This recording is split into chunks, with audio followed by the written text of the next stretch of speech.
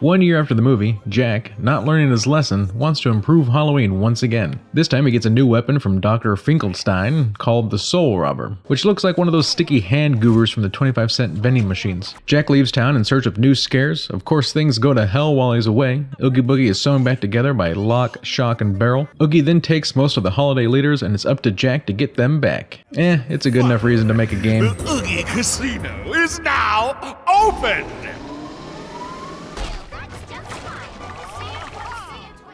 If you played any of the PlayStation 2 Devil May Cry games, you'll notice Oogie's Revenge controls a lot like those, just with oversimplified and repetitive combat. I'm not saying the combat is disappointing, but it could have been much more in depth with another weapon or two. You start off with a basic long-range melee attack along with the Soul Robber grab. You have a nice spin to win attack that is executed with a rotation of the joystick as you press the basic attack. This spin is also used to suck up all nearby soul coins that enemies drop upon death.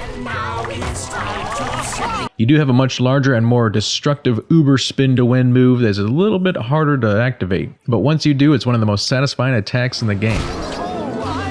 If you're lucky enough, you can get blue soul drops that up your soul robber damage for a short period of time. You are able to upgrade your basic attack with souls that you collect at the witch's shop. I would highly recommend farming souls and doing so as soon as possible to make the combat a little bit more interesting. While at the shop, you can buy blue and red souls plus other health upgrades. You'll notice pretty quickly that you are unable to jump, but you are able to dodge, duck, dip, dive, and dodge. You may be able to time the leap on the third repeated dodge to get over pits, but it's not something I've invested time to figure out. Not having a jump is pretty disappointing, but if there are any vertical areas you need to gain access to, you'll probably be using the Soul Robber grab to get up there. Luckily, as you play through the game, you're able to unlock 2 more forms, Pumpkin King Jack and Santa Jack. Both seem useful in their own way. Pumpkin Jack is fueled by red souls that are used to burn his enemies or obstacles that are blocking his path. Santa Jack is able to throw out 3 different presents that you can trigger to de-level an upgraded monster. Another can freeze enemies in place, and the last one I think just does a little bit of damage. I don't really know. More often than not, you'll be using the normal Jack form. Whipping away is just easier. The Fire Jack explosion does a ton of damage, but eats up those red souls way too quickly to be viable. If you're able to swap forms without interruption, it would have helped the flow of combat and made them much more interesting to use. Targeting could have also seen some major improvements, as you'll find yourself locking onto enemies or objects that are too far away when there's one closer that needs to be dealt with. There is a manual targeting option, but it cycles through the enemies. I would have preferred it target the closest enemy in front of you while you hold down the button. The targeting might be cumbersome due to the large part the camera is fixed or slides along rails. Sometimes it can be annoying to get the camera position correct to target the object you want. More often than not, though, the camera does the job it needs to do and doesn't hinder the gameplay that much.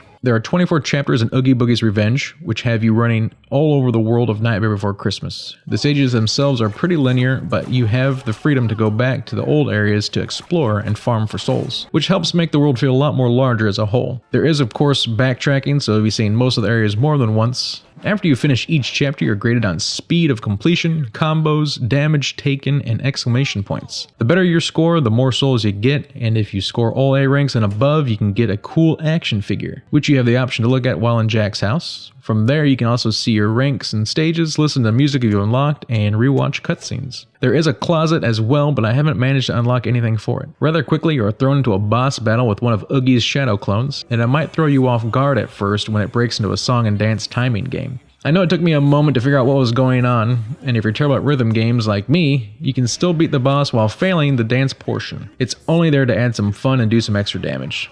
I find it pretty enjoyable and an interesting change of pace to the button mashing. This game definitely feels like it was made with children in mind with pretty simple gameplay. There are some quality of life changes I would have loved to have seen, like not having to go back into the menu to use key items, but I feel if you like the movie and want to get more lore and the ability to explore Halloween Town, the overall gameplay experience is enjoyable.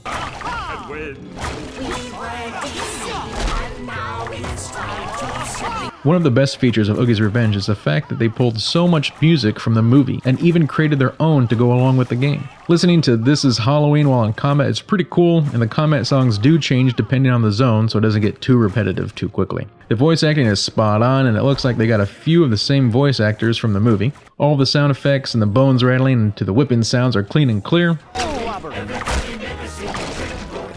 My major gripe I have with the sound is that he always says Soul Robber every time you want to grab someone or something.